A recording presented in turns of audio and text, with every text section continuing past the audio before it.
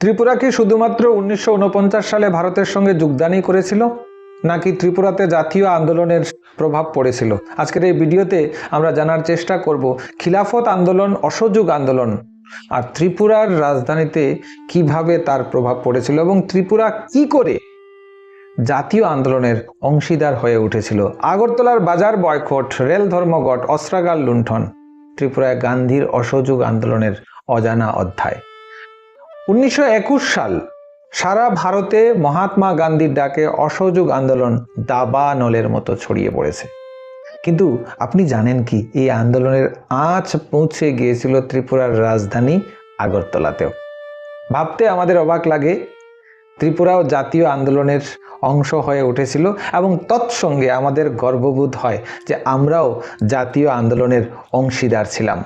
আগরতলার বাজার বয়কট হলো, চাঁদপুরের রেল ধর্মঘট হলো, আখাউড়া বাজারে দুদিন ধরে হরতাল পালিত হলো, কৈলাসহর, বিলুনিয়া, ধর্মনগরে আন্দোলন তীব্র আকার ধারণ করে এবং সবশেষে 1922 সালে চট্টগ্রামে বিপ্লবীদের একজন শিষ্য আগরতলার রাজপ্রাসাদে অস্ত্রাগার থেকে পিস্তলের গুলি সংগ্রহ করলেন।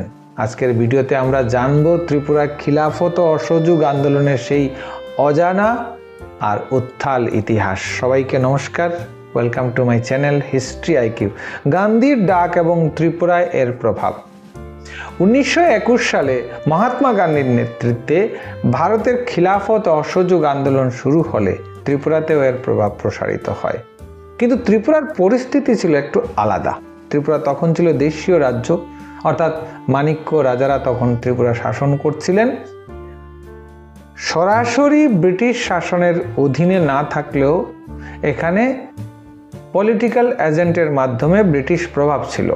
কিছু কর্মী আগরতলায় উপস্থিত হলে ত্রিপুরার সরকার তাদের বহিষ্কারের আদেশ দেন।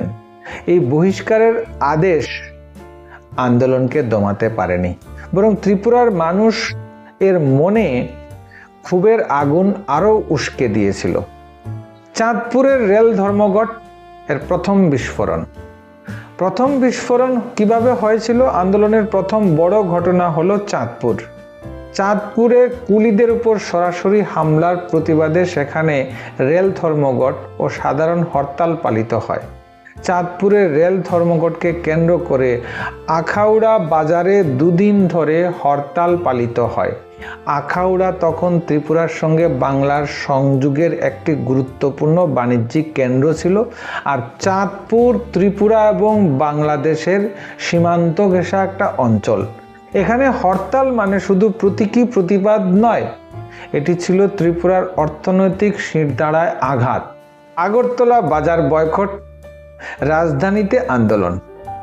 এরপর আন্দোলন পৌঁছালো সরাসরি রাজধানী আগরতলায়। উকিল ধীরেন্দ্রনাথ দত্তের সভাপতিত্বে আগরতলায় একটি সভা অনুষ্ঠিত হয়। এই সভায় স্থির হয় ব্রিটিশ কর্মচারীদের জন্য ত্রিপুরার দরবার কর্তৃক আগরতলার বাজার থেকে দ্রব্যাদি সরবরাহ করার প্রতিবাদে আগরতলা বাজার বয়কট করা হবে। মুগরা অঞ্চলের দোকানদাররা 29শে মে আগরতলার বাজার বয়কট করেন। এখানেই শেষ নয়, 30শে মে আরও বড় ঘটনা ঘটে। ত্রিপুরার দরবারে নায়ব কর্তৃকৃত মাছ লুণ্ঠিত হয় এবং একজন মন্ত্রী আগরতলা আসার পথে মুগরায় নৌকা সংগ্রহ করতে ব্যর্থ হন। ভাবুন তো একবার, ত্রিপুরার মন্ত্রীকে নৌকা দিতে অস্বীকার করা হচ্ছে।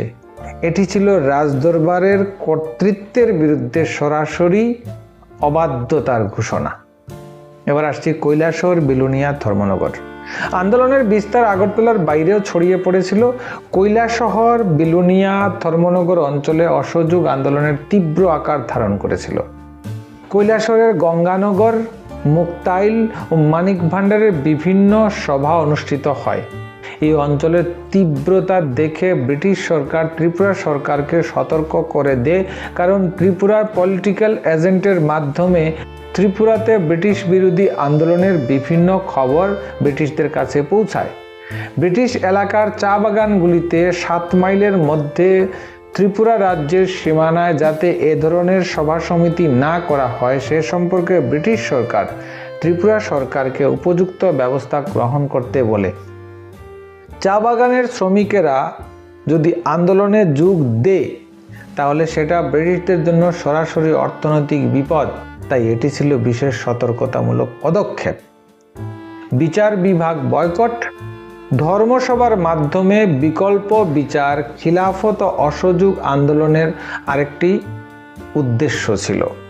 এই উদ্দেশ্যে কৈলাসরের সতীশচন্দ্র চৌধুরী ও আব্দুল মুজাহির মজুমদারের নেতৃত্বে একটি ধর্মসভা স্থাপিত হয়। এই অঞ্চলের গ্রামগুলির জনসাধারণ যাতে সরকারি আদালতে না গিয়ে ধর্মসভার মাধ্যমে নিজেদের বিবাদের নিষ্পত্তি করে ফেলে সেজন্য আবেদন করা হয়।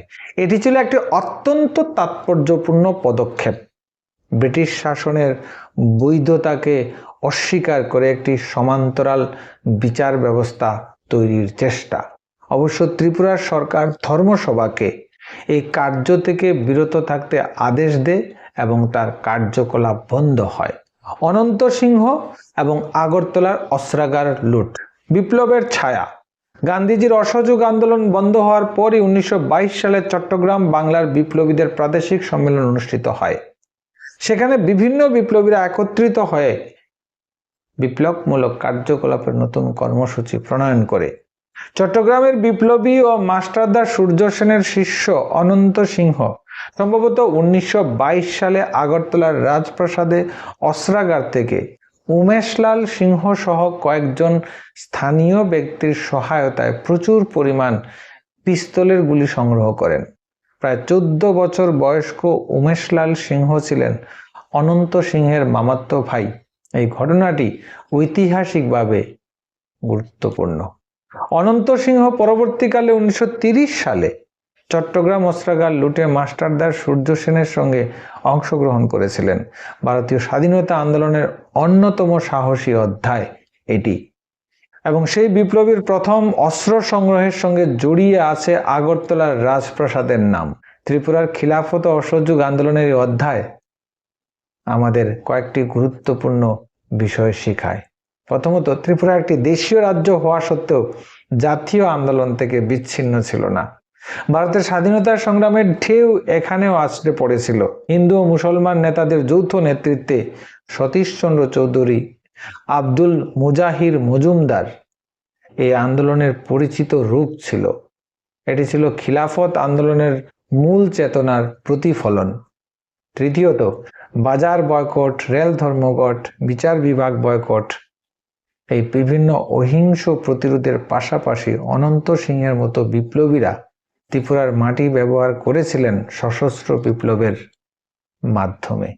ত্রিপুরার সরকারের দ্বিধাদ্বন্দ্ব ভূমিকা এখানে লক্ষণীয়। একদিকে আন্দোলনকারীদের বহিষ্কার করছে, ধর্মসভা বন্ধ করছে, অন্যদিকে নিজেই ব্রিটিশের চাপে পড়ছে, চা বাগানের কাছে সভা না হওয়ার নির্দেশ মেনে নিচ্ছে। 1921-22 সালে ত্রিপুরা শুধু একটি নিষ্ক্রিয় দেশীয় রাজ্য ছিল না, এখানে ছিল জাগরণ, ছিল প্রতিবাদ, ছিল বিপ্লবের স্পর্শ। ভিডিওটি ভালো লাগলে লাইক করুন, হিস্ট্রি আইকিউ চ্যানেলকে সাবস্ক্রাইব করুন এবং কমেন্টে জানান ত্রিপুরার এই বিপ্লবী ইতিহাস কি আপনি আগে কখনো জানতেন। জয় হিন্দ, বন্দে মাতরম। সবাই ভালো থাকবেন। নমস্কার।